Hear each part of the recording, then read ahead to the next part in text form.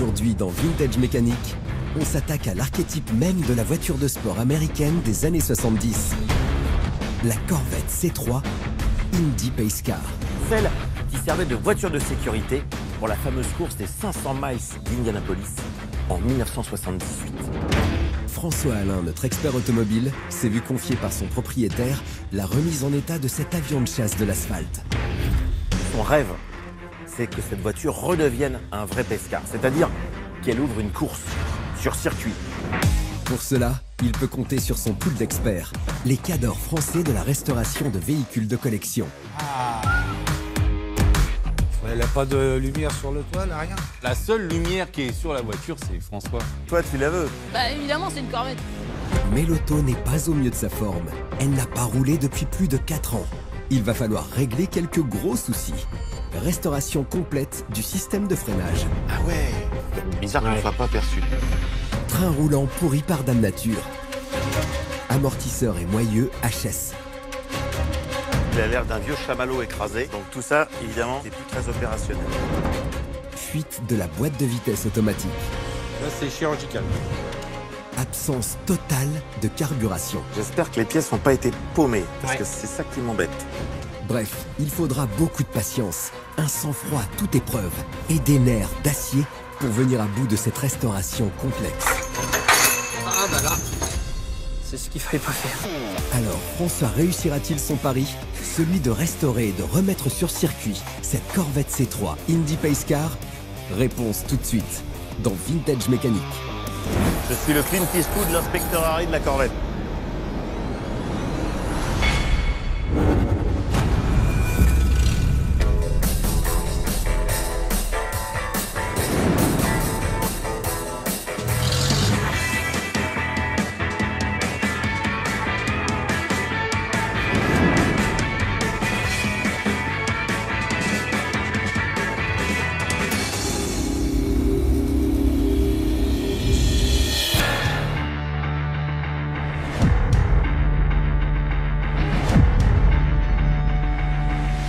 Aujourd'hui, je m'attaque à un véhicule mythique chez nos amis américains. C'est l'archétype de la voiture de sport des années 60 et 70. La fameuse Corvette. Mais pas n'importe laquelle. Une C3 en version Indy Pace Car, c'est-à-dire celle qui servait de voiture de sécurité pour la fameuse course des 500 miles d'Indianapolis en 1978. La première Corvette, dénommée Solid Axle par les initiés, reste indissociable de l'image de l'Amérique des années 50. Le premier exemplaire est construit le 30 juin 1953. La seconde génération, produite de 1963 jusqu'en 1967, est baptisée Stingray. Suspension arrière indépendante, motorisation toujours plus puissante de 360 chevaux jusqu'à 435 et freins à disque ont contribué à renforcer le mythe de la voiture de sport par excellence. Vient ensuite la C3, produite de 1968 à 1982. C'est la génération des nouveaux records de vente, avec 53 807 exemplaires produits pour l'année 1979. La série limitée Indy Pace Car a marqué les esprits des Américains, sans doute parce qu'elle a été choisie pour assurer la sécurité des 500 miles d'Indianapolis en 1978, la course automobile la plus célèbre des US. Un beau cadeau pour les 25 ans de la Corvette.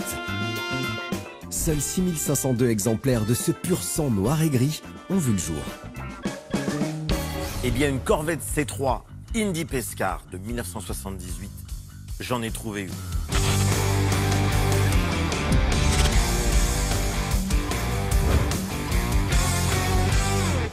Une muscle car born in the USA.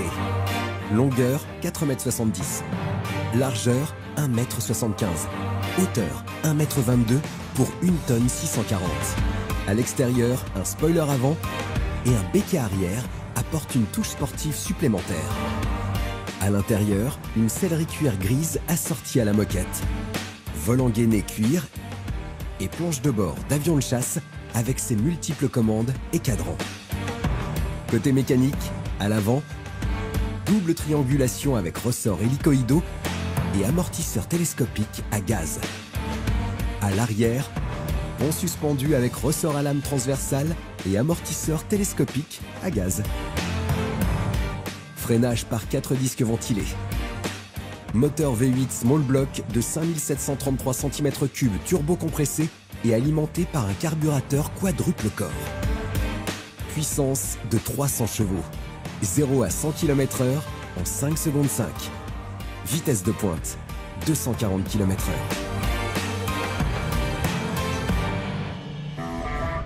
Avec un tel pédigré, on comprend mieux pourquoi François a raflé cette fusée automobile. Reste à savoir comment il a réussi à en dégoter une. Le propriétaire de cette Corvette l'a depuis plus d'une décennie. Mais ça fait 4 ans qu'il n'a pas roulé avec. Et pour que cette Corvette fonde à nouveau l'asphalte, le propriétaire a confié à François un budget de 20 000 €. Son rêve, c'est que cette voiture redevienne un vrai pescar, c'est-à-dire qu'elle ouvre une course sur circuit. François est un privilégié. Il a entre les mains un joyau rare de l'automobile US. Voyons maintenant si sa cote est à la portée de toutes les bourses. Aujourd'hui, ça oscille entre 25 et 45 000 €. Sauf que la mienne, c'est une version particulièrement rare. Elle est équipée d'un moteur turbo. Et dans ces conditions, le prix peut aller jusqu'à 55 000 €. Si comme le proprio vous réussissez à trouver une Corvette C3, voici 2-3 bons tuyaux à ne surtout pas négliger. Évidemment, comme la plupart des C3, l'allure, elle est là. À l'intérieur, par contre, on est dans de la piètre qualité. Les plastiques sont franchement pas terribles, la sellerie est assez moyenne en termes de qualité, et le bloc 5 litres 7, en plus, ne délivre que 190 chevaux, ce qui est faible pour une cylindrée pareille. Mais, quand on a comme celle-ci une version turbo, on allie à la fois le style de la voiture et un moteur qui envoie des watts. Après ces précieux conseils, il est temps de se pencher de plus près sur l'état de santé de cette bombinette US qui n'a pas roulé depuis plus de 4 ans. J'ai vraiment de la chance parce que extérieurement, cette C3 est en parfait état.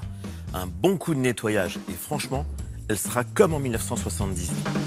Niveau carrosserie, François n'aura pas besoin de mettre les bouchées doubles pour redonner à la Corvette son look des 70s. Le problème sur cette caisse vient d'ailleurs. Il y en a même plusieurs. Il va falloir faire une réfection des trains roulants, s'occuper du système de freinage, bien sûr, et à l'intérieur, sous le capot, il y a du boulot. Alors, les cylindres blocs, classiques, les carbus ont été démontés, c'est qu'il y a une raison. Donc on va soit les réviser, soit les changer. Au niveau de la boîte de vitesse automatique, pareil, une révision s'impose. Et bien sûr, une révision du turbo, la spécificité de mon exemplaire. La liste des travaux mécaniques est plus que vertigineuse. Pour éviter d'avoir le tournis, notre expert va s'installer directement à l'intérieur de la Riken. Alors à l'intérieur, bon, on retrouve la qualité, soyons honnêtes, assez médiocre des plastiques et des Sky de l'époque. Mais le gros avantage, c'est qu'il n'y a pas d'accroc, il n'y a pas de déchirure. Hormis le volant qui est fatigué et qu'on va changer, un bon nettoyage et elle sera presque comme à sa sortie d'usine. Fin de diag plutôt rassurant de la part de François. De quoi lancer les hostilités pour la suite des opérations. Bon, cette voiture, mine de rien, c'est quand même un petit défi mécanique. Et le fait qu'elle possède le turbo, c'est le détail qui va plaire à mes restaurateurs. Et c'est à cause de ça qu'ils vont se battre pour l'avoir.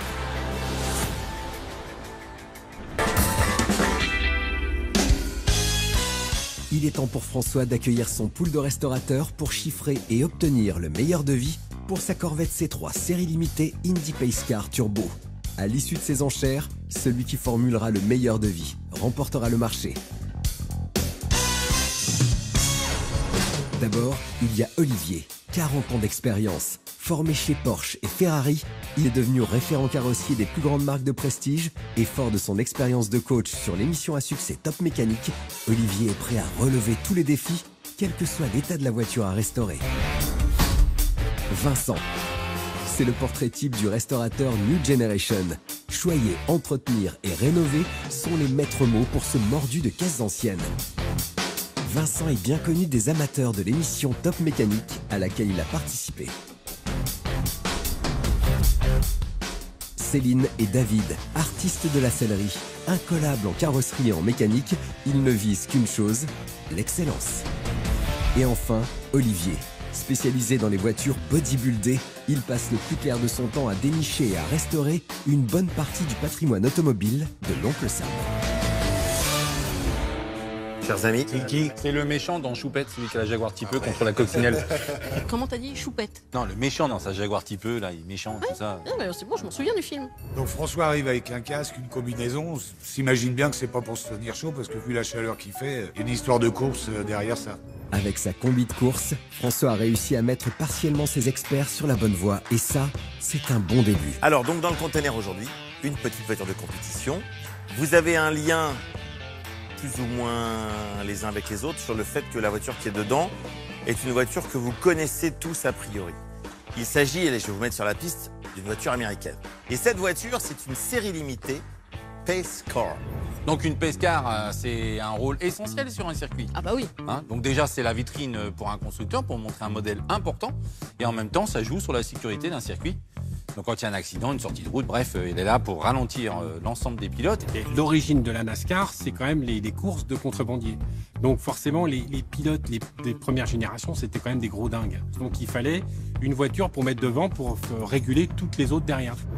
Une certaine marque américaine très connue en a fait une série limitée en 1978. Mustang. C'est pas une vraie de piste, c'est Non, une série limitée. oui, On est d'accord. c'est pas une voiture qui a fait du Pace Car. ok. C'est une voiture de la série limitée d'un constructeur pour un modèle qui s'appelle la Pace Car, qu'on peut d'ailleurs utiliser, pourquoi pas aujourd'hui, pour faire un Pace Car sur une course. Les indices commencent à titiller nos restaurateurs. Certains sont même suspendus aux lèvres de François.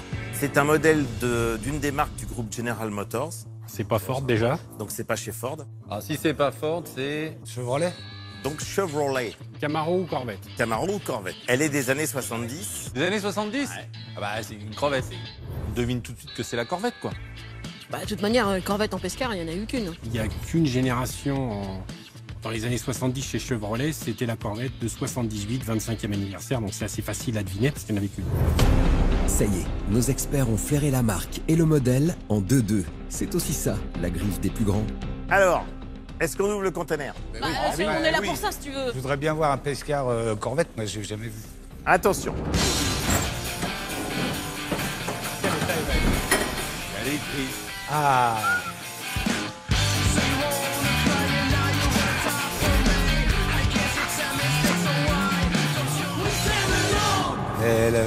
Elle a pas de lumière sur le toit, là, rien? C'est pas un pick-up. Elle a une déco spécifique. pick-up. déjà. Tout Ah, mais il y a des lumières sur le toit, il y a pas de des trucs qui guirlande, clignotent devant, il y a mais des... Mais non, c'est pas une voiture de police. Une série limitée, faisant hommage à la pace car. Ah, c'est pas la Pace Car? Non. Ah, mais non, je voulais les gyrophares et les lumières. Ouais, je suis déçu parce que quand il ouvre le conteneur, pour moi, une voiture de Pace Car, c'est avec les gyrophares, avec des sirènes, avec des choses comme ça, quoi, avec des autocollants partout. Là, la voiture, c'est une C3 de boss. En voyant la C3, Olivier n'a pas eu l'effet waouh escompté.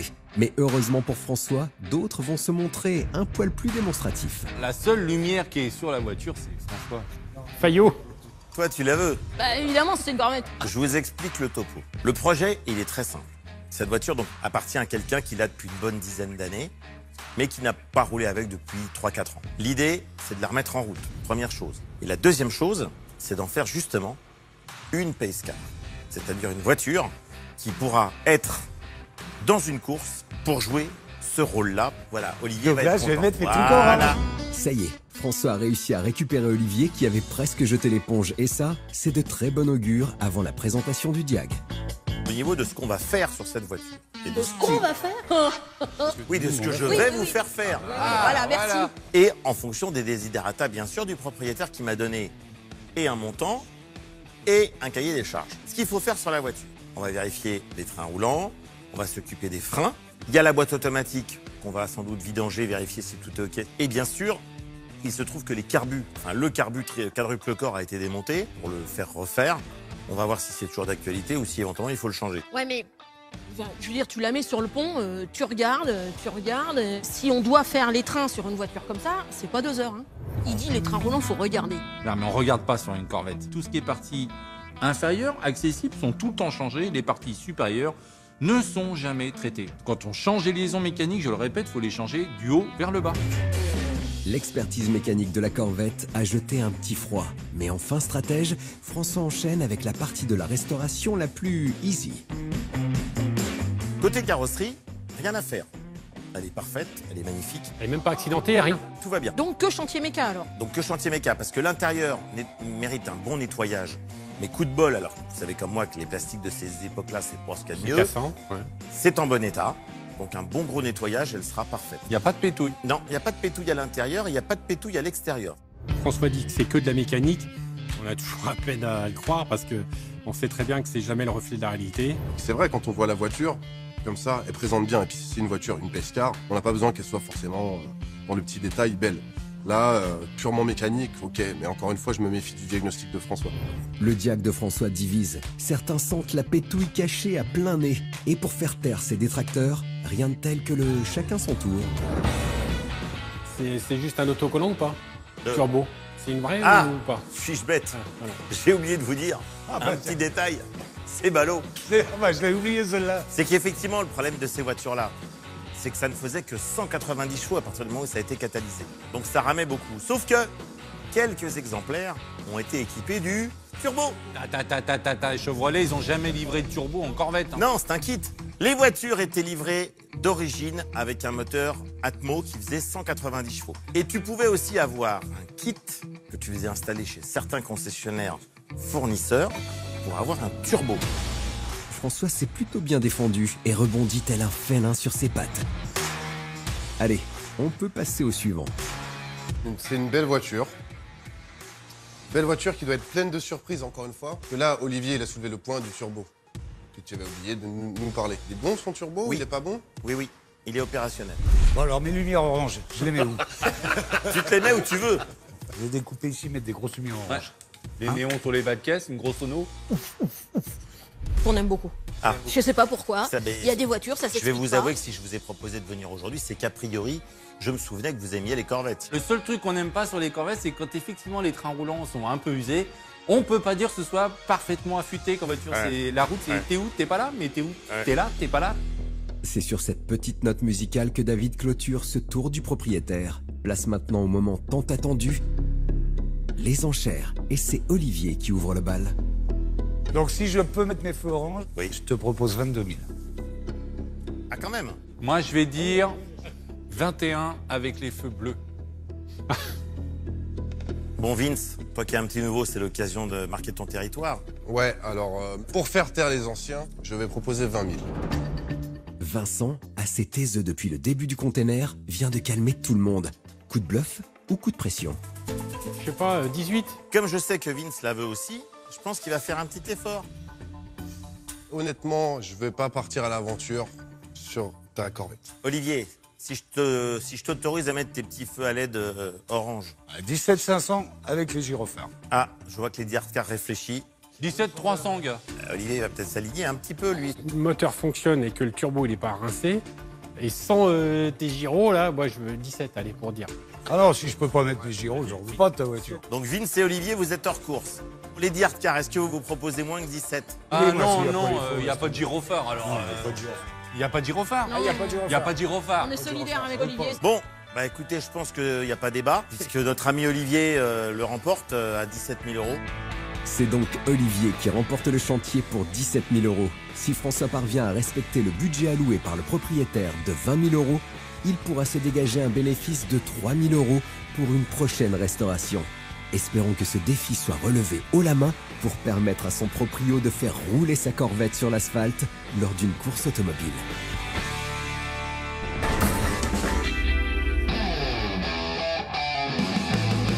Premier jour de travaux.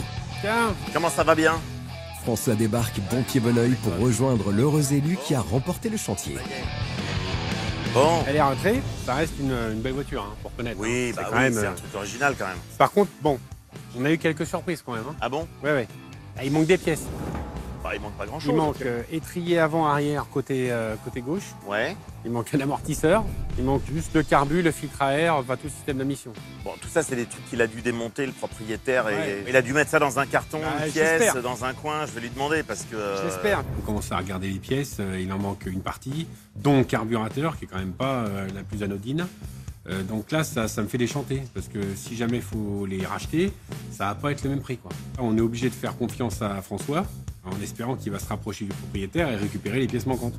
T'as vu, le volant, il est bien cuit aussi. Hein. Là, Ouais. c'est changement direct. Alors hein. ça, lui, oui. Ça, on est d'accord. Ouais. Là, on Mais va. bon, heureusement, c'est que le volant. C'est pas si simple à avoir. Il y a peu de fournisseurs qu'on a en stock. Hein. On va voir comment on va faire. Ok. Bon bah écoute, Allez, on se la pousse. sur le pont. Parce que sans carbu, évidemment, elle démarre beaucoup moins bien. Bah oui, forcément. Nos deux experts sortent donc les biceps pour mettre la voiture sur le pont. Et c'est armé d'une lampe torche qu'ils passent au peigne fin le dessous de la Corvette. Ce qui est déjà intéressant, si tu veux, c'est que le châssis pour une voiture de 40 ans, il est simple. Ouais. Alors par contre, voilà. Donc là, il a changé la traverse, mais Elle a pas été il ne la répare pas, tu vois. Donc c'est évidemment, c'est fait pour rerouiller en fait. Ouais. Donc il va falloir démonter, enlever l'échappement pour pouvoir la repeindre complètement D'accord. à l'époxy. Ok. Alors après, tiens, regarde, là, il manque rien à ton avis là. Regarde. Ah ouais. C'est bizarre que Ouais. tu sois pas aperçu. Ah bah oui, peut-être parce que t'es mauvais tout simplement. C'est pas un de tes gars qui a fait ses courses en arrivant? Non, t'es pas chez un escroc ici. D'accord. Cette petite friction montre une nouvelle fois que les fameuses petites pétouilles Made in François peuvent considérablement rallonger la liste des travaux. Et alors là, il manque un truc aussi. Qu'est-ce que c'est? Ne serait-ce que... Oui. Ne oui, serait-ce que peut-être que l'étrier, peut-être. L'étrier de Ouais, frein. ça. Tu vois, il a enlevé la durite. On Ouais. voit l'entrée de la durite rigide là, et Exact. c'est tout, terminé. Bon, il a fait un peu n'importe quoi et un Ouais, peu c'est n'importe bizarre, dans, c'est bizarre dans un d'avoir sens démonté ça et pas très cohérent. Bon, donc effectivement, je t'avoue que sur le diag, j'avais pas fait gaffe à ça parce que ça se voit pas. Il faut reconnaître que c'est pas facile d'avoir un diag précis avec une voiture au sol. Mais pour que le chantier avance plus vite, François décide de venir prêter main forte à la jeune pousse du garage d'Olivier, Thomas. Bon, bah écoute, on va attaquer le train arrière, Ok. défaire les roues, défaire les lames, les supports de lames, les tirants, et on va attaquer tous les cylindres blocs. D'accord. Bon, moi je suis à ta dispo, tu me dis ce que tu veux, tu veux que je renlève Eh les ben roues, allez, on que- s'y met, on va aller déjà lever la voiture. Hop.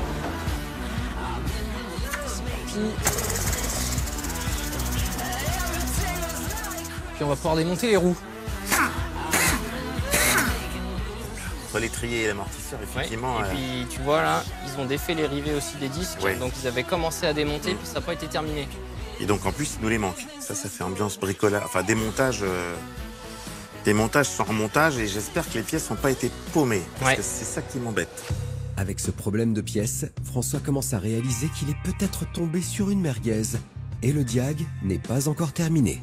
On est prêt pour le démontage. Ok. Donc on va commencer par sortir le disque, vu que les rivets sont déjà enlevés. Oui, ça va pas être trop compliqué. Voilà, on va pouvoir démonter le moyeu, Ouais. le sortir, extraire la vis qui maintient la lame de suspension, Mhm. voilà, pour avoir accès au cylindre bloc, Qui doivent être effectivement fatigués. qui sont fatigués, on le voit d'ici. Bah écoute, on va s'y mettre. Je vais te faire un tour de magie, bouge pas. Hop. tu Allez, vois. je t'en prie. Ah. Et Eh. d'une pièce Eh, d'enlever. allez. sans outils, c'est pas beau ça? Nickel. Si Bon. tout était comme ça, ce Ah, serait ce super. serait génial. Hein. Faut pas rêver les gars, ça c'est que dans les films de SF. Là c'est du concret. Et c'est Thomas qui va faire chanter les outils pour la dépose du moyeu de roue. Le moyeu relie la roue au châssis. Il a un rôle de fixation pour chaque roue motrice.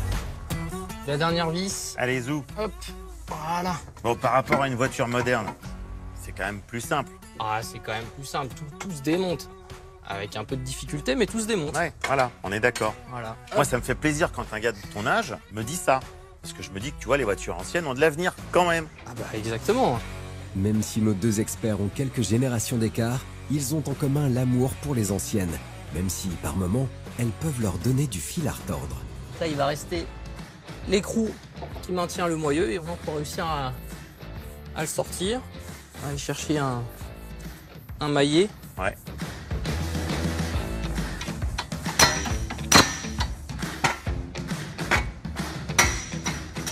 Allez, ça va venir, ça va venir. Ça y est. Vas-y, encore un peu. Bon, ben voilà, c'est fait. Après ce tour de force, nos experts peuvent enfin poser un œil sur l'état de santé de la pièce. Verdict, Ah bah tu vois là, il avait mangé le moyeu. Ça, c'est clair. Ah ouais, et puis tu vois, je me suis permis de taper dessus au marteau parce que je savais qu'il était déjà abîmé. Voilà. Bon, bah celui-là, il faudra le changer. Ok, Donc là, bah ça, c'est poubelle. poubelle. Voilà. Bon, recyclage. Recyclage. pas de temps mort avec Thomas. Il enchaîne illico avec la descente de la lame de suspension. Le cylindre bloc, il est tombé. Voilà. Il a l'air d'un vieux chamallow écrasé. C'est ça, tout sec en plus. Donc tout ça, évidemment, Tout ça, c'est à changer. c'était plus très opérationnel. Ouais. Maintenant, on va faire pareil de l'autre côté. Le jeune padawan déroule la suite des opérations avec un François qui le suit à la trace et surtout qui est tout oui pour la suite des opérations. Comme tu peux le voir, étrier de frein, amortisseur. Une vraie voiture. Et tu vois le reliquat de la toute première Corvette des années 50, donc la grand-mère de celle-ci, c'est qu'il y a encore des suspensions à lame, ce qui est quand même entre nous très archaïque pour une voiture de sport de la fin des années 70. Mais ça fonctionne. Mais ça fonctionne, exactement. Ces anecdotes historiques et techniques rapprochent nos deux experts. On peut y aller. De quoi leur donner un coup de boost, avec François pour la dépose du tirant de la lame de suspension et Thomas pour le démontage de l'amortisseur. Voilà. Hop. Ok. Bon, effectivement, ça peut même paraître étonnant quand on voit la taille de la voiture, qui est quand même une assez grosse voiture, que l'amortisseur soit aussi petit. Sauf qu'en fait, il est évidemment adossé à une lame de ressort, donc c'est le mix des deux qui fait l'amortissement. Ouais. Donc du coup, l'amortisseur paraît ridicule, mais en fait, c'est évidemment le tandem avec la lame de ressort qui fait l'ensemble. La lame suspend la voiture et l'amortisseur juste récupère les chocs. Il reste à Thomas la dépose de la biellette de pont. Hop là, nickel. Ah, c'est toujours plus simple à deux. Hein. Ah, c'est sûr. Nos deux experts repassent de l'autre côté pour sortir le demi-arbre, élément qui maintient le pont à la voiture. Et là encore, on s'en sort pas trop mal parce que ça se desserre assez bien. Et des fois comme ça, c'est ça. Puis là, quand ça coince, c'est très compliqué. Voilà, la vis, elle est sortie. Maintenant, ça devrait bouger.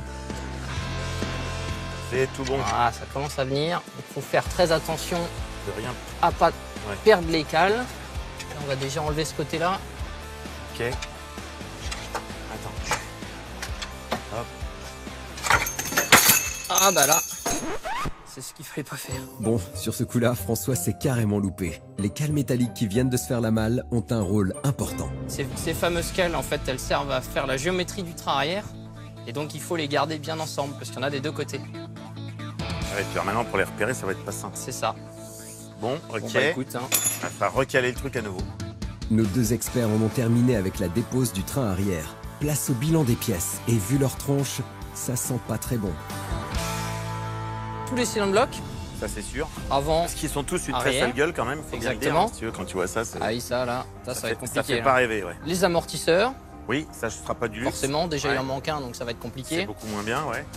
Puis le roulement, le moyeu. Le moyeu qui est mort. Hein. D'accord. Et ensuite, il va nous rester les cales. Ouais, me la fais pas à l'envers par contre. Ah mais écoute... me prends pas pour un bleu. De toute manière, vu la gueule des cales, il fallait forcément les traiter parce qu'elles sont à moitié rouillées. Donc, rien que l'épaisseur de rouille, ça change forcément la donne. Donc, de toute manière, il aurait fallu recaler. Si tu veux. Oui ou non? Allez, je te l'accorde. Bon. Mais tu vas quand même venir m'aider pour les poser. Sans problème. Ok. Sans problème. On se fait la géométrie. Sans souci. Une fois de plus, François réussit à se sortir avec brio d'un sacré bourbier. En revanche, il faudra bien tenir sa promesse et revenir en temps et en heure, car il sera attendu de pied ferme.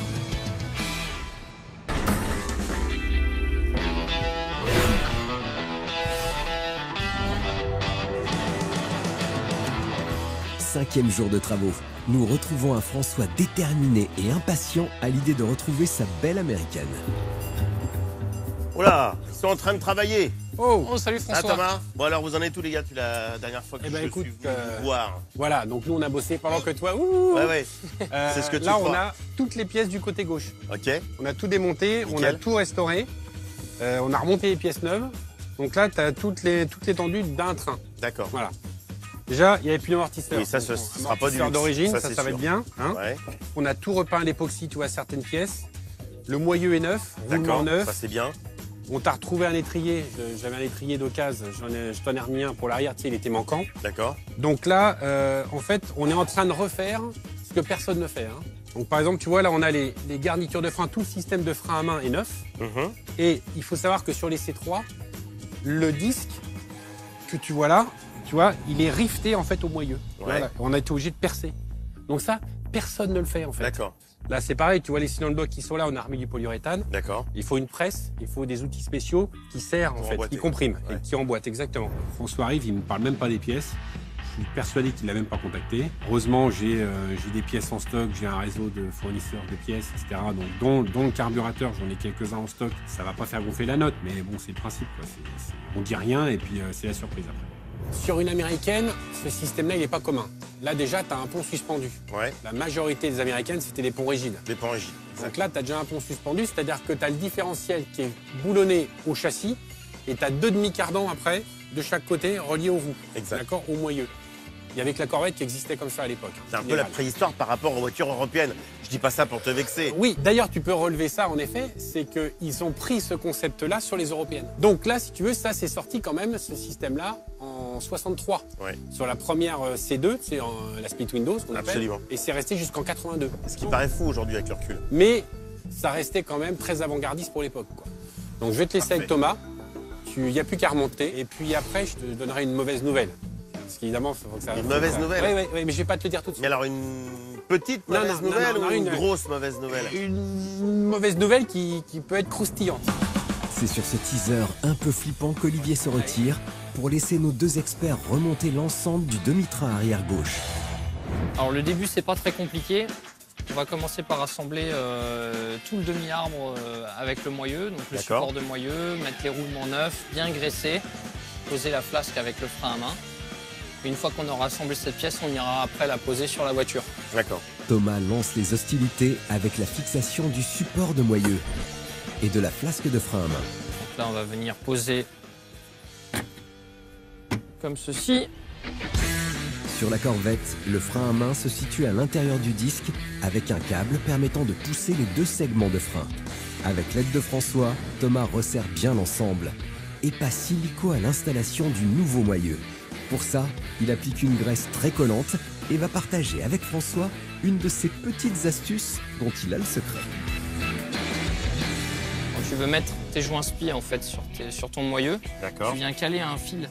Un fil un peu épais, pour que le moment où tu vas serrer, en fait, le joint spi il va venir se coincer sur ton fil et il va pouvoir rentrer après dans son support. Très bonne idée. On le met dedans.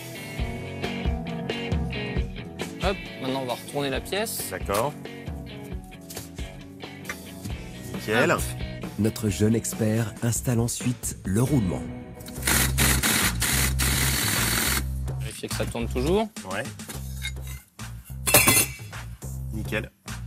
On va redesserrer. Là maintenant, il va falloir qu'on installe notre joint spi.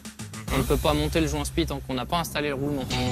Le joint spi assure l'étanchéité par déformation d'un bord d'appui flexible appelé lèvre. Il est utilisé pour des pièces tournantes comme le roulement. Voilà. Thomas rajoute un cache-poussière pour protéger la graisse. Parfait. Ben maintenant, il ne reste plus qu'à poser la tulipe. La tulipe que fixe Thomas, c'est un élément qui fait le lien entre l'arbre de transmission et la roue pour transmettre le mouvement de rotation. Voilà. Après ce remontage aux petits oignons, nos experts passent sous la Corvette. Se mettre dans le bon sens. Ouais, c'est mieux. Pour la pose du demi-train arrière gauche. Bon, François, t'es prêt? Je suis le Clint Eastwood de l'inspecteur Harry de la Corvette. Parfait. Bon, bah tu peux y aller. Notre star de la mécanique s'arme de patience et de dextérité pour le montage du demi-train arrière gauche au châssis. Je sais pas si tu te rappelles la dernière fois quand on l'avait démonté. Ça te rappelle pas quelque chose? Il y a les cales qui étaient tombées par terre. Cales. Ah oui, forcément. Bah oui. Heureusement que t'es là parce que c'était à toi de les monter. Bah, on peut s'en occuper. Heureusement pour toi, et pour moi aussi. Étant donné qu'on a changé les cylindres blocs, la taille n'est pas la même, donc le calage ne sera pas le même. Donc ce qu'on va faire, c'est juste un montage à blanc et la voiture sera de toute façon reprise en géométrie. Ok, voilà. Ça marche. Les fameuses cales qui avaient donné du fil à retordre à nos experts, c'est de l'histoire ancienne. Celle que pose Thomas s'ajuste sans problème. François serre l'ensemble. Reste le bon réglage du parallélisme qui se fera plus tard. Bon, maintenant qu'on a fait ça, on va installer le cardan. Ok. Une fois qu'on aura mis le cardan, on pourra refixer le tirant de pont. Et puis tout le système d'amortisseur. Et en dernier, on finira par la lame. C'est parti pour la pose du cardan au pont arrière. Hop. Le cardan transmet la puissance et la force du moteur à la roue.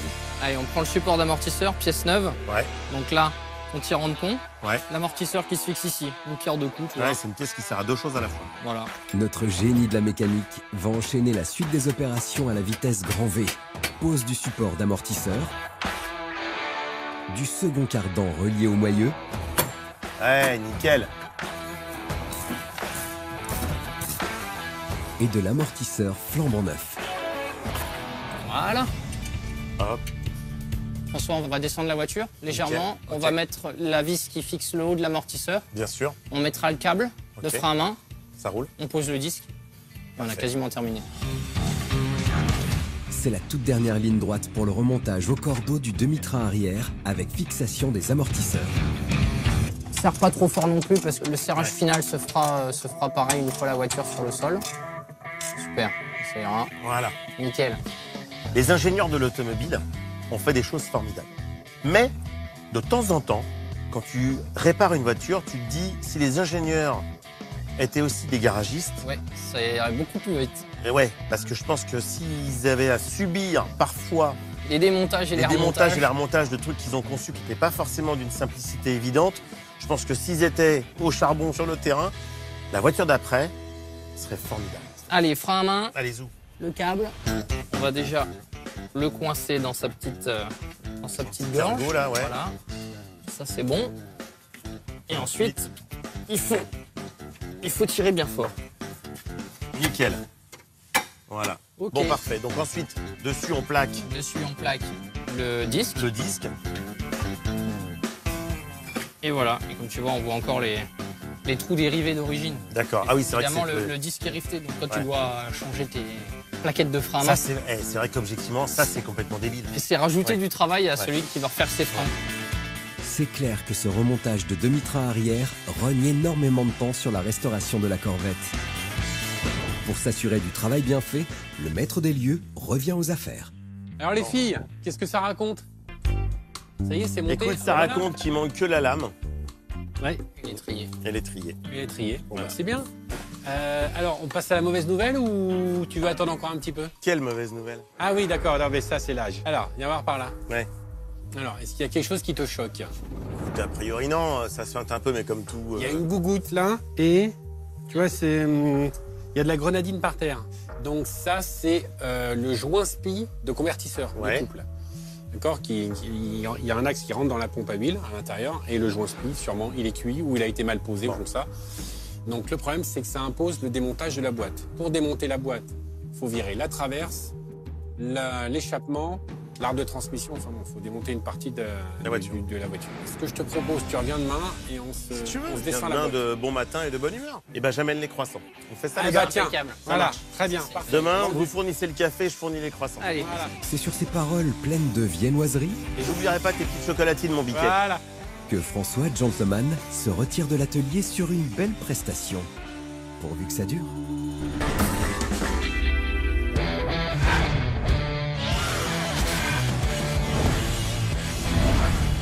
Le lendemain matin, Olivier et Thomas se sont levés aux aurores pour la suite des opérations. Et visiblement, il y a quelqu'un qui manque à l'appel. Non, on attend les croissants. Hein. Le temps passe, exactement. Donc nous, on a un peu de boulot là. Allez. Pour rappel, donc on va se descendre d'abord la ligne. Après, on va se descendre la traverse. L'arbre de transmission. Ouais. Toute la connectique ici. Et puis après, on se déboulonne autour de la boîte, boîte. autour du moteur. Ouais. OK?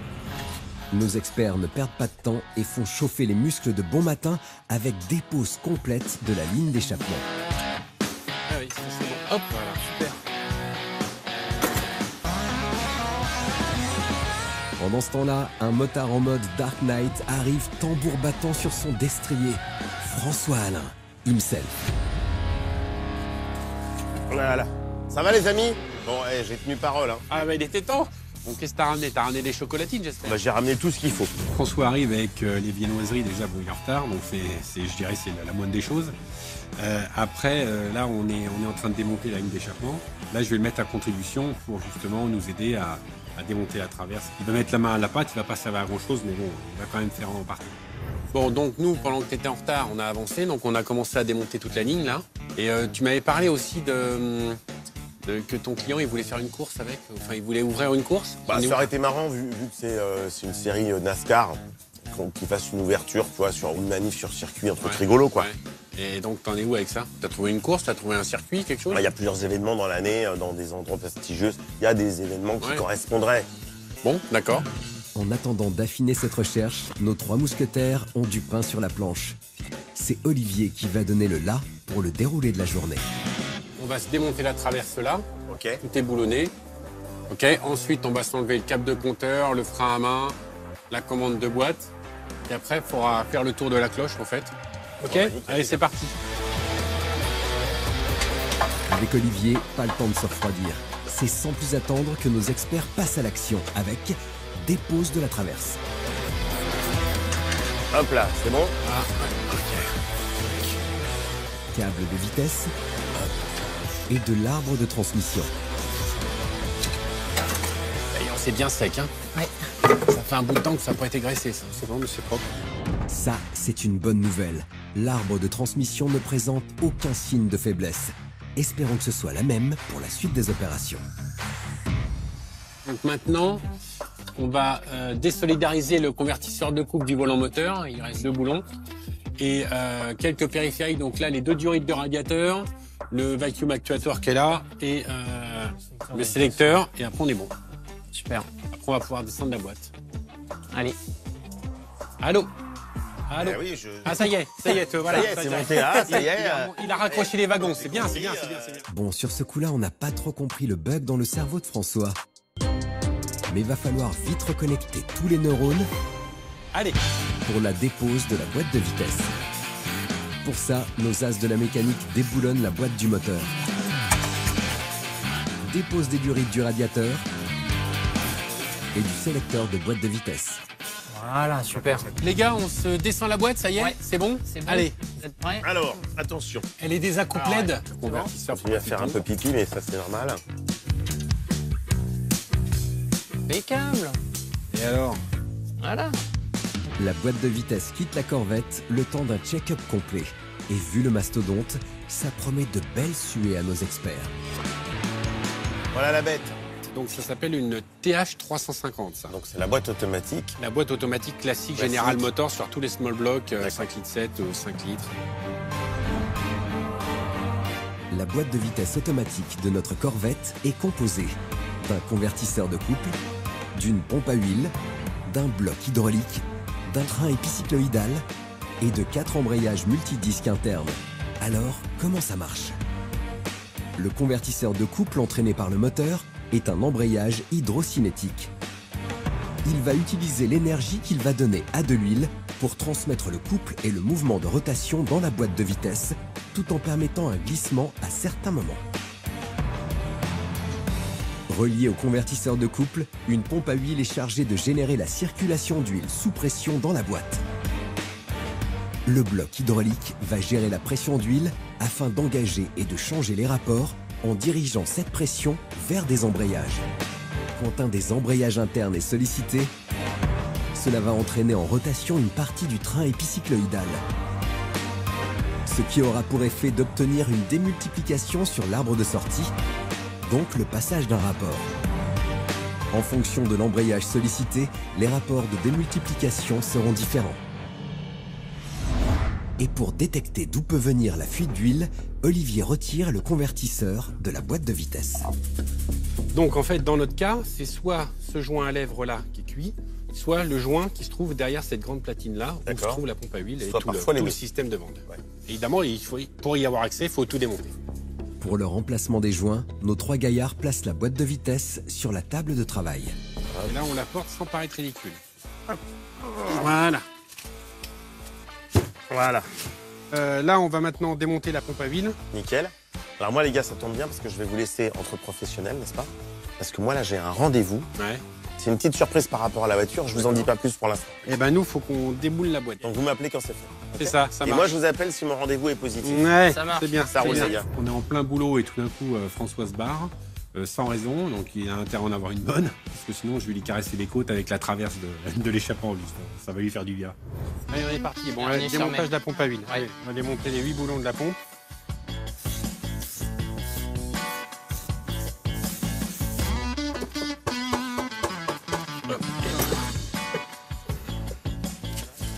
Donc là, on va avoir 3 joints à changer. L'un des problèmes vient de là, de fuite. C'est soit le joint papier qui est là, donc on va le changer. Le joint torique qui se trouve sur la tranche et le joint spi. Le joint spi qui est devant. Qui se trouve voilà, autour de l'axe. Ouais. Donc on va changer les 3, comme ça on va régler le problème. Là c'est chirurgical. Pour cette opération, c'est Thomas, le chirurgien de la mécanique, qui retire à l'aide d'une spatule en acier le joint papier et le joint torique qui font la jonction entre la pompe à huile et le corps. Ainsi que le joint spi qui assure l'étanchéité avec le convertisseur. Pour dégraissage. Vient ensuite la pose des 3 nouveaux joints.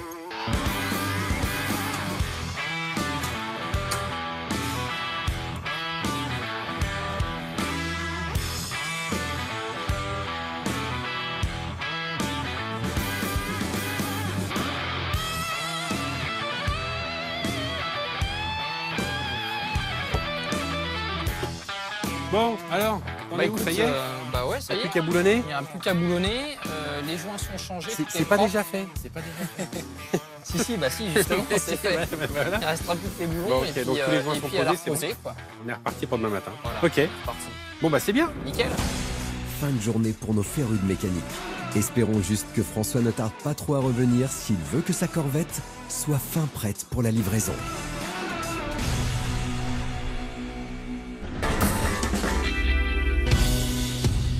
Huitième jour de travaux. C'est avec un pick-up cabriolet Chevrolet SSR des années 2000 que François rejoint son arrière-garde pour cette nouvelle journée de restauration. Bonjour, Oh messieurs. Oh, salut François. Ça va? Là, François, je t'ai vu arriver. Elle est belle la SSR, là. Ouais, j'aime bien. Alors, c'est drôle parce que tu vois, je suis pas forcément très branché sur les américaines de la fin des années 90, début des années 2000. Mais je reconnais que ce véhicule-là, il a toujours eu un truc un peu décalé et ça a une gueule marrante, quoi. Alors, T'arrives au moment où on referme la boîte. Donc là, on est en train de remettre la pompe à huile. On va laisser Thomas faire ça. Et puis, on va se prendre un petit café dans le hall. oh, j'aime bien quand tu parles comme ça. Ouais. Ah, ça, c'est Je bon. peux ça. pas être toujours désagréable avec toi. Si cette journée commence piano pour François, celle de Thomas démarre fort avec, comme focus, la boîte de vitesse. Pour ça, il s'attaque à la pompe à huile avec la pose des filtres et la pose du joint de carter de boîte, avant de remonter le tout. Pendant ce temps, nos deux experts sirotent tranquillement leur café. C'est l'occasion idéale pour aborder la finalisation de la Corvette C3. Moi, j'imaginais qu'on pourrait peut-être carrément monter une petite course pour plaisanter avec la voiture en ouverture. Après, il faut trouver les voitures derrière, quoi. Faut trouver les voitures, le circuit, j'ai déjà une petite idée. Le nom de la course, bah, c'est simple, hein. American Vintage Race. Private, circuit uniquement pour Très nous. bien, très, très bien. C'est classe. Alors, quand François m'annonce qu'il veut organiser une course, c'est une bonne idée en soi. La voiture, c'est disons, un clin d'œil au Pescar de 78 qui a ouvert l'Indiana, les circuits. Il s'occupe de ça. Moi, je suis surtout à me dire, est-ce qu'on va bien pouvoir remettre en marche le moteur? Est-ce qu'il va tourner correctement pour pouvoir faire ça? En attendant de voir la C3 sur circuit, faudrait peut-être se bouger et retourner dans l'atelier pour aider Thomas, qui est quand même seul au monde. Alors, Alors, mon petit homme, t'as bien huilé le plan de Oui. joint du yoke, c'est bon? C'est huilé, le joint est Là. collé, donc il faut attendre que ça sèche. Il n'y a plus qu'à remonter le convertisseur de Ça couple. serrer au couple. Ouais. Et puis, Ok, bon, alors, donc là, il y a le convertisseur. convertisseur. On met ça sur le support de boîte et on remonte ça dans la bagnole. Donc là, il va falloir des bras. C'est à l'unisson que nos experts portent à bout de bras ce beau bébé. Olivier place ensuite le convertisseur dans la boîte de vitesse. Nos trois mousquetaires remontent l'ensemble sur la bête. Après cette greffe, ils installent la traverse. Non, là, tu ne sers à rien, François, tu ne sers à rien. non, Là, c'était c'est au le cas où deux- tu lâches. Non, non, c'est Là, c'est c'était pas au la cas où peine. tu lâches Là, parce tu- que y j'avais a pas peur. de cas. Vu ton grand âge, je me suis dit, faites bon camarade. Parce que là, si je lâche, je pas mon pétrin. Attention, un tour de magie, je lâche. Hop là. Ah. Et voilà. François a beau faire le magicien, mais dans la vraie vie, il faut bien la fixer cette traverse. Et c'est Olivier qui s'y colle. Ben voilà, traverse montée, impeccable.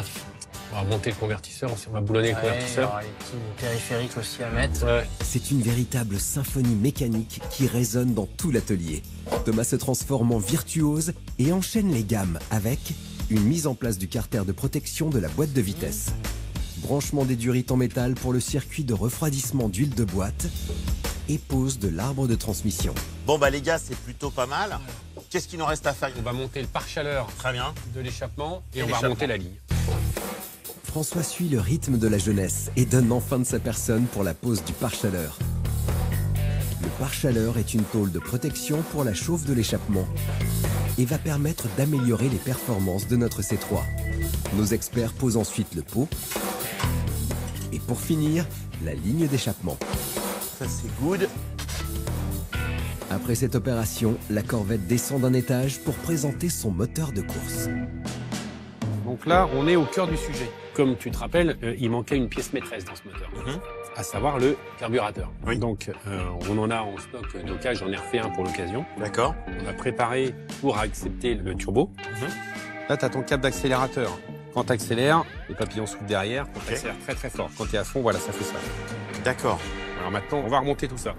Après la théorie, place à la pratique, avec la pose du joint, du carburateur et le raccordement de l'arrivée d'essence. Bon, bah, on n'est pas très très loin de pouvoir faire un tour. Oui, attends. Il faut remettre en route le moteur après. Oui.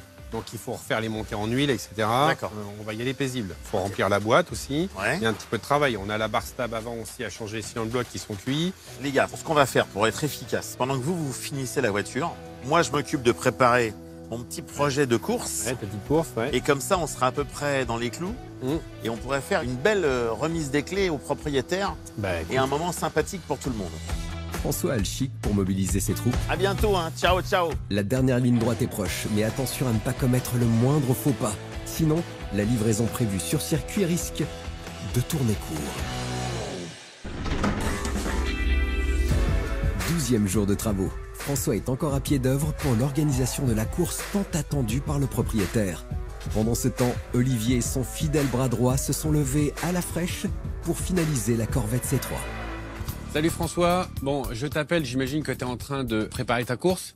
Nous ici, on a eu un petit changement de vision, on a étudié le concept de ce turbo-là et en fait on s'est rendu compte que ce qu'ils avaient voulu faire, l'ancien propriétaire avait voulu faire, n'avait aucun sens en fait sur ce type de produit. Il avait voulu commencer à monter une dump valve sur une des tubes d'admission.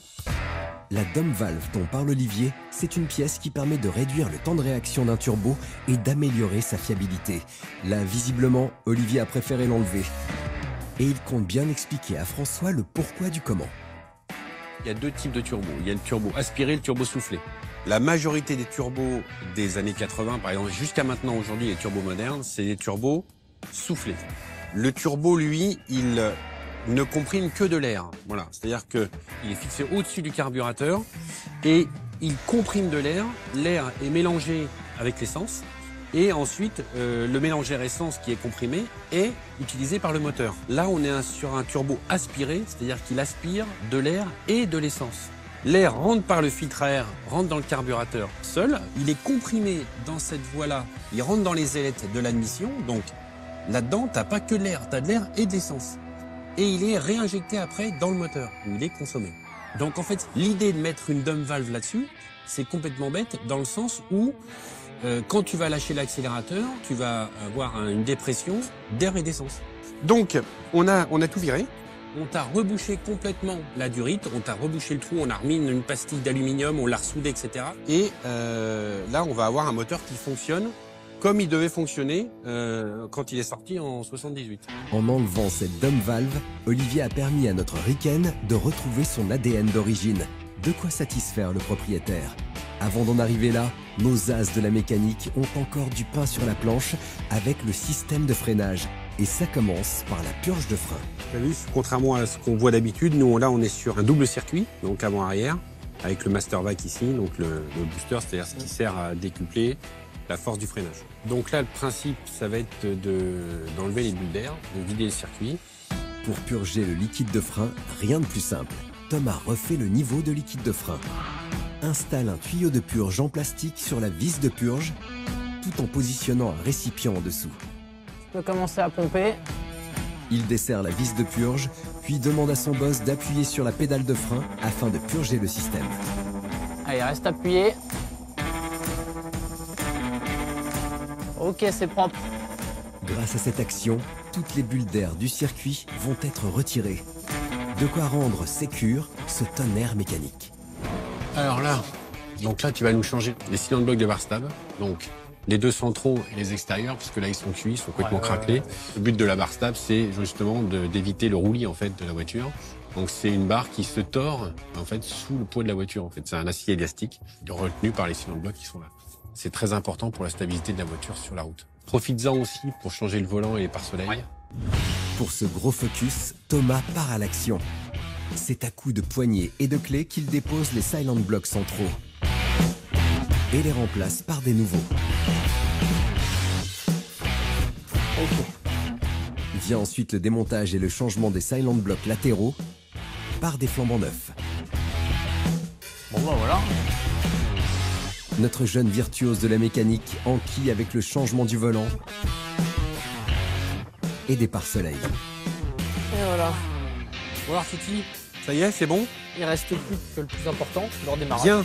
Bah parfait, bah tu vas te mettre dans la voiture. Moi je vais appeler François et puis on va lui faire partager le premier démarrage en espérant que ça tourne et ça claque pas. Bon François, on va s'apprêter à démarrer. On a fait tous les contrôles d'usage, donc on a mis en pression l'huile en démontant la tête d'allumeur pour justement avoir accès à la pompe à huile. Donc là tout le bas moteur normalement est lubrifié. Le turbo, on a vérifié l'alimentation en huile, tout ça, ça fonctionne. Le carburateur est rempli d'essence. Alors, on est bien d'accord, François, si jamais ça coule une bielle ou qu'il y a un claquement gravissime, je suis pas responsable, hein, on est d'accord. Moi, j'ai fait la proposition en supposant que le moteur fonctionne. Thomas est dedans et advienne que pourra, on va voir comment ça marche. On considère que le moteur est en bon état, il a juste été arrêté. Il a été arrêté dans quelles conditions, il a été stocké comment, la voiture a été stockée comment, on ne sait pas. Donc il peut y avoir une soupape de grippée, une bielle qui est cassée, un segment qui s'est cassé et puis là, au redémarrage, il va partir entre le cylindre et le piston, il peut tout arracher. Ça, il peut y avoir plein de possibilités. Moi j'ai fait le taf selon ses dires. Après, si le moteur n'est pas dans l'état qu'il m'a dit, c'est son problème, c'est plus le mien. Si Olivier insiste tant sur les risques du démarrage moteur, c'est qu'il se fie seulement au dire de François concernant l'état de santé du cœur mécanique. Allez Thomas, on tourne la clé et on croise les doigts.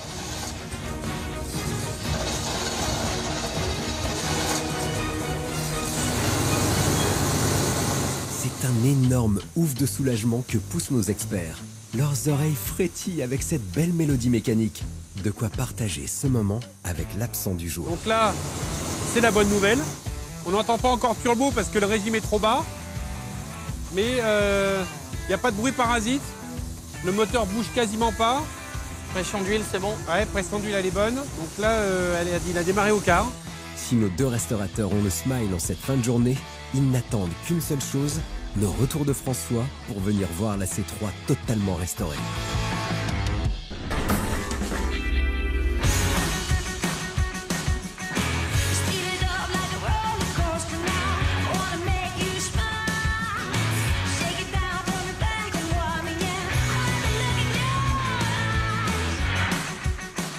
Quinzième jour de restauration.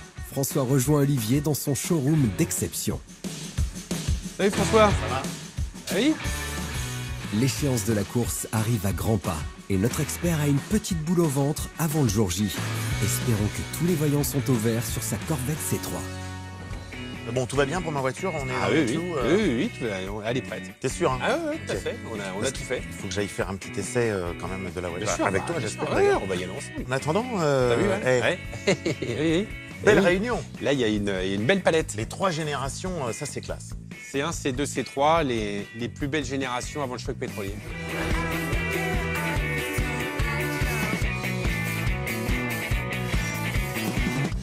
Années 50, 60, 70. Exactement, exactement. J'essaye toujours d'avoir les 3 générations comme ça en stock. Puis tu as vu le design, c'est juste magnifique dans tous les sens.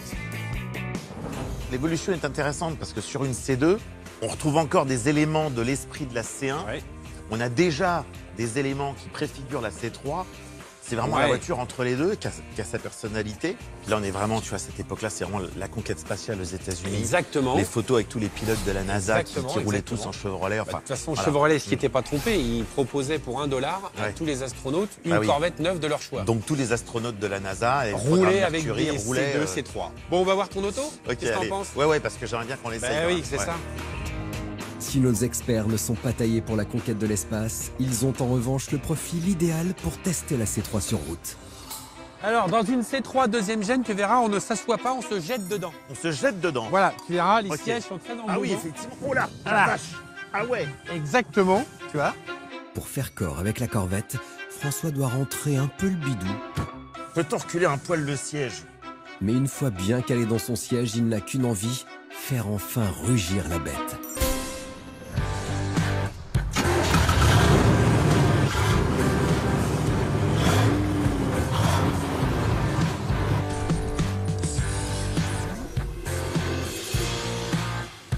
Ah oui, ça me plaît. Le son tonitruant de ce V8 de légende met François sur orbite. Oh la vache, tapis volant. Un tapis volant, je te le dis. Notre expert attendait ce moment depuis longtemps. Il lance enfin sa monture américaine sur route pour voir ce qu'elle a dans le ventre.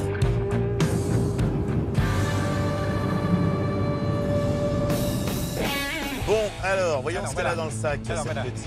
Bon, la direction, en tout cas, est cool. Hein. Franchement, il n'y a pas de jeu. Ouais, tout à fait. Cette espèce de grand tableau de bord, croirait dans un Boeing, là, c'est assez marrant. Un peu Corvette, un peu. Un peu Corvette, en fait. Ouais, mais dire, c'est pas très étonnant. Ça, en tout cas. En fait, on est dans une Corvette, c'est vrai. C'est pour ça. Ah, c'est pour ça. Voilà. T'as vu, la boîte, elle est bien souple. Ah ouais, elle est pas mal, ouais. Du coup, elle fuit plus. Il y a une meilleure pression dedans. C'est marrant. Hein. Bon, en comportement, elle est agréable. Oui, ça freine droit. Ça freine droit. Alors attention malgré tout au frein parce que disque et plaquette neuf. Oui, bien sûr. Il faut que ça se rôde un petit peu, évidemment. Hein. Donc les freinages appuyés, il faut lécher la pédale pour rôder. Si François tenait tant à tester la C3 avant la course, c'est pour assurer une préparation optimale et pour freiner cette fusée. Non, c'est plutôt un résultat sympa. Puis bon, c'est vrai qu'effectivement, on se sent bien dans une Corvette C3. Il n'y a pas de doute. Mais elle est quand même plus nerveuse qu'une C3 d'origine. Oui. Parce que ça, c'est l'apport du turbo dans les années 70. Ce kit turbo n'était pas un kit de constructeur. C'était proposé par un préparateur. Exactement, un préparateur. Et c'était le concessionnaire qui le posait sur la voiture neuve commandée par le client expressément. D'accord, mais c'était donc, entre guillemets, avec l'agrément de la marque. Et bien sûr. Tu vois, ici, tu as le mano de pression de turbo. Ouais, donc ça, on est plutôt pas mal. Voilà. Tu vois, c'est très souple. Ouais. En fait, ce turbo-là, les turbos aspirés comme ça, ils fonctionneraient presque comme un compresseur. C'est-à-dire qu'ils sont très linéaires. Tu n'as pas le coup de pied. Par contre, tu sens que ça va envoyer quand même. Ça envoie plus que le 5,7 litres. On l'aura bien compris, ce turbo, c'est la valeur ajoutée sur cette Corvette C3. François ne va pas se faire prier. Et sans plus attendre, c'est pied au plancher qu'il va le tester. Voilà, c'est bien. Voilà. Ah, ça y va. Voilà. Ah ouais, là, on sent bien l'utilisation du turbo. Vas-y, voilà, laisse aller. Allez, on est à 4. Voilà, on est pas mal. Voilà. Ouais. Alors, tout de suite, il y a une belle annonce. Ouais, absolument. On voit bien la différence avec une originale, qui est molle comme tout. C'est pas le même turbo que dans une Renault 5 Turbo. Bien sûr. Là, c'est vraiment sportif. Là, c'est autre chose. Mais c'est quand même très plaisant à l'usage. Puis le son du turbo, le sifflement, ça a toujours été agréable. C'est grisant, il n'y a pas de secret. Le test touche à sa fin et visiblement cette C3 aura répondu aux attentes de nos experts. C'est vrai que c'est agréable, tu vois, le résultat est plaisant, la voiture elle est bien suspendue, elle freine bien, elle est confortable, la direction est bonne, les suspensions sont à l'américaine, mais oui, mais encore, ça fonctionne bien, c'est pas non plus un bateau. On est bien. Parce que moi je découvre un peu avec toi, j'en ai jamais conduit non plus. Ah d'accord. Celle-là j'en ai jamais eu. C'est une découverte. C'est vraiment très rare. Moi j'ai bien fait de te faire restaurer ça avec toi et ton équipe. Exactement. Bon, du coup tu vas pouvoir la faire cette course alors. Alors, écoute, ça va être assez sympa. J'ai déjà une dizaine de participants et on va faire un truc avec une bonne ambiance et puis des voitures un peu variées, axées sur les années 60-70. Donc moi, je pourrais venir. Et non seulement tu pourras venir, mais je serais même ravi que tu viennes avec une de tes voitures. Je sais que tu as un peu l'embarras du choix, donc... Ça peut être marrant. C'est sur cette invitation de dernière minute que nos deux spécialistes se quittent. François est rassuré, la Corvette C3 est fin prête. Elle va pouvoir rejoindre son propriétaire pour une piste aux étoiles sur circuit.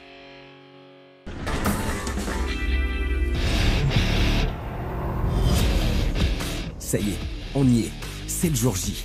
Circuit de l'Utac à Linas-Montlhéry. C'est dans ce temple dédié aux mordus de sensations fortes que François, accompagné par Olivier, a donné rendez-vous à Henri, le propriétaire de la Corvette C3. Et vu son arrivée pleine de panache, il a l'air plus qu'impatient de rejoindre nos deux experts. Salut François. Ah, Henri, comment ça va? Ça va et toi? Bah écoute, je te présente Olivier. Ça va Olivier? Bonjour. Après cette empoignade chaleureuse, Henri n'a qu'une envie, savoir ce qui a été accompli sur sa C3. Déjà, en premier temps, on a retrouvé des pièces qui manquaient sur notre voiture. D'accord. C'est-à-dire qu'il y avait l'étrier arrière qui était manquant, le carburateur manquait aussi complètement, ça ne pouvait pas marcher. Donc là, on l'a refait, on l'a réglé pour qu'il fonctionne avec le turbo aussi, parce que c'est des réglages différents. Après, on a refait toute la triangulation de la suspension arrière, On a réglé et dressé l'avant, on a changé la barre stable, les cylindres blocs, etc. Le travail sur la boîte. Le travail sur la boîte, démontage de la boîte, changement des joints parce qu'elle fuyait comme une passoire. On a racheté un volant neuf parce qu'il était complètement en lambeaux. Quelques joints par-ci par-là, quelques petits accastillages, un réglage complet de la voiture et puis tous les changements des fluides et tout. Aujourd'hui, elle a vraiment la prestance qu'elle est censée avoir par rapport à son pédigré, quoi. Je pense que vous ne serez pas déçus. C'est une très bonne voiture maintenant. Si ce brief complet vient de rassurer Henri, il reste une question qui commence à lui brûler les lèvres. Je voudrais juste savoir si on est resté en fait dans l'enveloppe que je t'avais confiée. Donc, on n'a pas dépassé d'1 €. Super, vous êtes au top. On a respecté l'enveloppe, on a fait tout ce qu'il fallait, il n'y a aucun souci. En plus, on s'est dit ce serait sympa de lui faire essayer sur un circuit. Parce que à mon avis, je suis là pour ça. Si tu veux, le circuit de Montlhéry, c'est l'endroit magique pour essayer ce genre de voiture.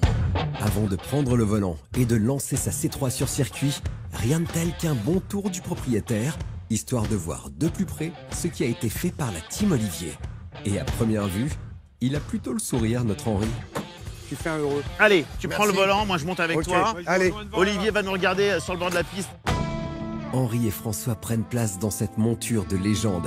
À peine la porte claquée que le proprio de la C3 a déjà une furieuse envie, celle de faire rugir la bête. Ça c'est bon ça. Voilà. Henri est ravi. Le son tonitruant de son V8 chatouille de nouveau ses oreilles. Ce sont les conditions idéales pour l'emmener sur le bord de la piste pour un test sur l'asphalte. À moins qu'un petit imprévu ne vienne montrer le bout de son nez. Qu'est-ce que c'est ça? Je n'ai pas que restauré ta voiture. Tiens, arrête le moteur et viens, je vais te montrer. Pour l'occasion, François a prévu du lourd, du très très lourd. Sur les paddocks, un parterre d'une quinzaine de muscle cars. Cette race mythique de voitures voit le jour aux États-Unis à la fin des années 60. Ligne agressive, moteur gigantesque, performance démente, c'est l'ADN complet qui compose ces bolides que notre expert a réuni pour l'occasion. Ta voiture, c'est une Pesca. C'est une voiture d'ouverture de course. Alors aujourd'hui, rien que pour toi, j'ai organisé une course. The American Vintage Race. Ah, la surprise. La course voiture américaine, c'est pour toi et c'est maintenant. Je sais pas quoi dire, c'est impressionnant. J'arrive pas à y croire, j'ai jamais vu autant de voitures réunies, puis c'est top. Si François a réussi à décrocher la mâchoire d'Henri, c'est qu'il a sous ses yeux ébahis des modèles d'exception. Ford Mustang, Fastback, Chevrolet Camaro Z28, Dodge Challenger RT 440 Magnum, Pontiac Firebird. Bref, de quoi mettre sur orbite n'importe quel amoureux de voitures bodybuildées estampillées USA. Reste à découvrir ce que François a prévu pour tous ces tonnerres mécaniques. On va ouvrir la course, 3 tours, on va être en tête, et ensuite on sortira de la piste et on les laissera continuer la course. Et nous, comme toutes les voitures de Pescar comme ça, on se mettra sur le côté, on surveillera que tout se passe bien, et s'il y a un pépin, on intervient. Ok. Messieurs, vous êtes prêts? En voiture!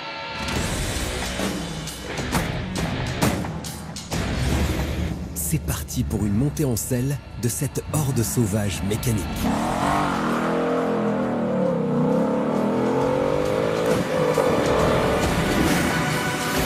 Regarde-moi ça, c'est pas beau ça? Après seulement quelques mètres, les muscle cars sont lancés à vive allure, avec comme chef de meute la Corvette C3 Indy Pace Car Turbo. François, c'est génial. Et là, la surprise que tu me fais, avec tous les mecs derrière là, mais c'est un truc de fou quoi. C'est Daytona là, je suis au Daytona là. Ah, là, le cadeau que tu me fais là, c'est impressionnant ça.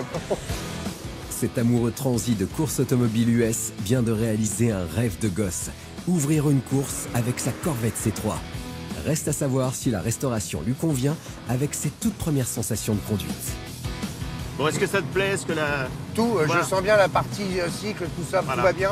Les roulements, tout. Il y a eu du boulot sur le moteur, il y a eu du le boulot moteur, on le sur sent, pas mal de ça a choses, envie de décoller quoi. Hein. Ah ouais, c'est clair. Puis il y a eu pas mal de travail sur ta voiture, je pense que le résultat est quand même vachement plaisant. Parce qu'ici, un vrai test grandeur nature, ça pardonne pas. Si c'est mal fait, tu le sais tout de suite. Henri est comme un dingue au volant. Grâce à la restauration d'Olivier, sa Corvette Pace Car est redevenue une voiture de sécurité pour ouvrir la course automobile organisée par François. Après un tour de circuit, la C3 quitte le bitume. Voilà. va se mettre sur le côté. Et reste en attente au bord de la piste, prêt à intervenir si besoin pour assurer la sécurité des pilotes. Ça y est, c'est parti. Les chevaux sont lâchés. C'est pieds au plancher que les pilotes lancent à vive allure leur bolide sur l'anneau mythique, là où les plus grands pilotes se sont affrontés. Henry est aux premières loges. Il en prend plein les yeux. La course est tout juste extraordinaire. Ouais, ça envoie du pâté là. Wouh!